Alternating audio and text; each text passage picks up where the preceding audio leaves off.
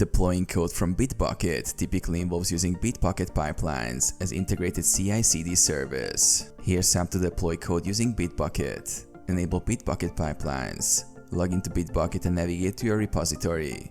Click on Pipelines in the left sidebar, then click Enable Pipelines to activate this feature. Create a Bitbucket pipelines.yml file. In the root directory of your repository, create a file named Bitbucket pipelines.yml.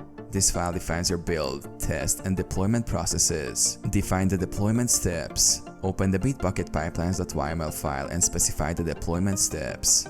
Here's an example for deploying to a server using SSH.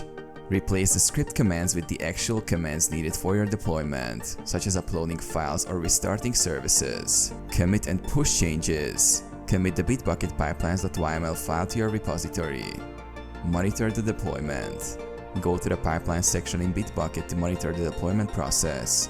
Here, you can view logs and check the status of each step.